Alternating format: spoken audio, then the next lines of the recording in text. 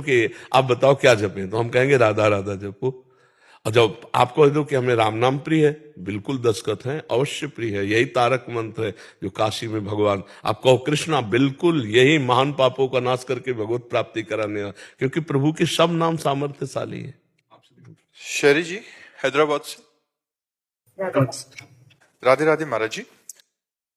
महाराज जी, पूर्व जन्म के अच्छे कर्म और भगवत कृपा में क्या अंतर है? कैसे समझें कि कौन से पूर्व जन्म के अच्छे कर्म है और कौन से भगवत? हाँ, दो प्रकार के कर्म होते हैं, एक शुभ और अशुभ। शुभ को पुण्य कहते हैं, जिसका परिणाम सांसारिक सुख होता है, सांसारिक उन्नति होती है, सांसारिक लाभ होता है। जो अशुभ कर्म होता है वो विपत्ति, रोग, दंड, बाधा, चिंता, शोक, इनके रूप में आता है। लेकिन जो कृपा होती है वो संत समागम, भगवान के नाम जप में रुचि, भगवान के लीला धामों में आसक्ति, भगवान की लीला चरित्र सुनने का सौभाग्य, ये कृपा से होता है। अब मोहि भाव भरोस हनुमंता, बिनु हरि कृपा मिले नहीं संता। संतों का मिलन भगवान की कृपा। अब धाम आए तो प्रथम यथामति प्रणमो श्री वृंदावन अति रम्य, श्री राधिका कृपा बिनु सबके मनन गम्य। महारानी जी की, प्रिया जी की कृपा के बिना कोई मन से भी नहीं सोच सकता कैसा होगा वृंदावन। अगर वृंदावन आए हो तो मेरी लाडली जी ने अपार कृपा की है। जिनको वृंदा विपिन है, कृपा तिन्हीं की है। कृपा शब्द आता है। अब नाम जब तो हरिवंश कृपा, हरिवंश कहें, हरिवंश कहें, हरिवंश लहें। प्रभु की कृपा से ही प्रभु का नाम जप किया जा सकता है, और जो प्रभु का नाम जप करता है वो प्रभु की कृपा से प्रभु को प्राप्त करता है। तो कृपा में और शुभ कर्मों में अंतर यह है कि शुभ कर्म आपको बहुत से बहुत सांसारिक लौकिक सुख, लौकिक अनुकूलता, लौकिक स्वस्थता, लौकिक संपत्ति दिला सकते हैं, लेकिन मन की शांति नहीं। और भगवान की कृपा से साधु समागम, नाम में रुचि, धाम में प्रीति, भगवत लीला कथा श्रवण में रुचि, इससे परम शांति की प्राप्ति होती है, परम आनंद की प्राप्त होती है। बात समझ में आया? कृपा और शुभ कर्मों में जमीन आसमान का अंतर है। किसी के इतने बड़े पुण्य नहीं है कि हम जो है मनुष्य शरीर प्राप्त करते। ये कबहू का करि करुणा नर देही, और देत ईस बिनु हेतु सनेही। हमें तो कृपा ही कृपा नजर आ रही। हमारे तो पुण्य तो क्या, हमारे तो पाप प्रकट है, पुण्य क्या कर पाते।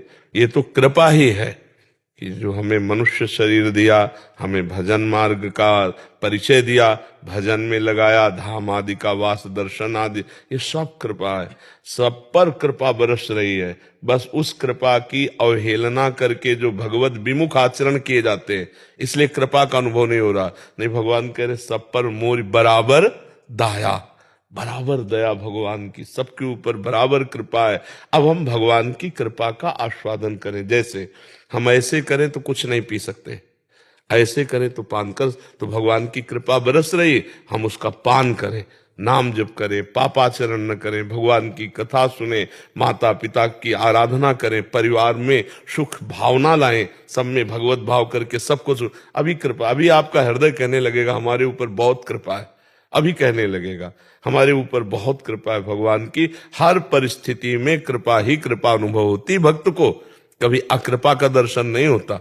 हमारे भगवान ऐसे कृपालु हैं, जन अवगुण प्रभु मान न काऊ, दीन बंधु अति मृदुल स्वभाव। तो कृपा तो अलौकिक होती है, और ये जो पुण्य होते हैं वो लौकिक होते हैं। वो लौकिक लोग पर लोग के सुख दे सकते हैं, वो भगवान की प्राप्ति नहीं करा सकते हैं। हाँ, एक पुण्य है साधु सेवा। अगर संतों की सेवा बन गई तो ये पुण्य जो है भगवान की प्राप्ति करा देगा। अगर सुकृत कहा जाए तो यही, कदा वा खेलंतो ब्रजनगर वीथीश हृदयम, हरंतो श्री राधा राधा ब्रजपति कुमारो सुकृति नाम।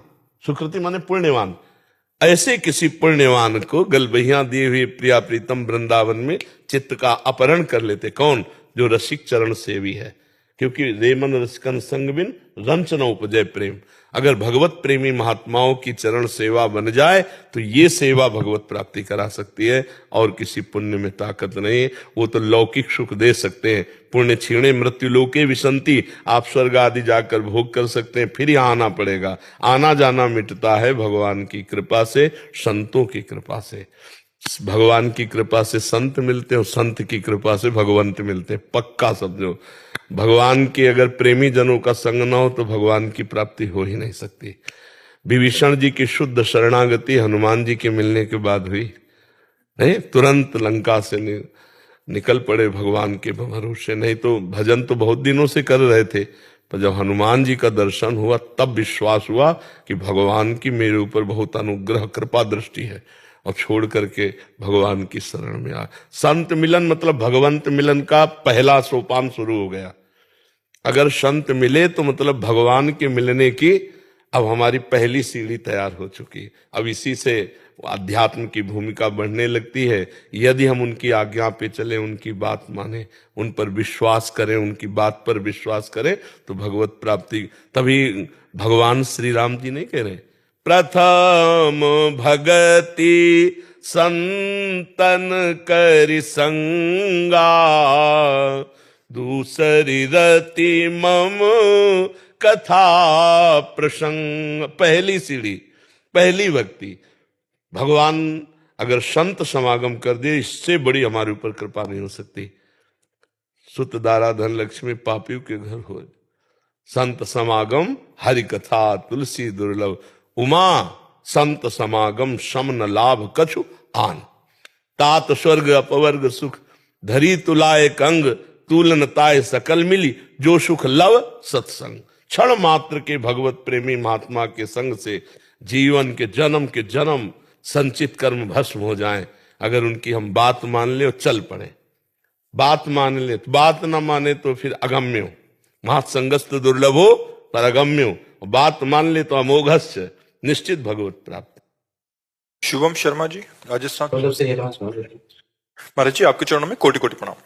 महाराज जी, आपका सत्संग सुनने के बाद कुछ देर तक तो लगता है कि वैसा ही करना चाहिए, लगन भी रहती है, मगर महाराज जी भगवत प्राप्ति की ओर और इसके बाद वही आचरण और भोगों में मन लग जाता है। महाराज जी, इसे स्थायी कैसे करें? हाँ, स्थायी क्या है कि जब तक आप नाम जप स्थायी नहीं करेंगे तब तक ये सत्संग का प्रभाव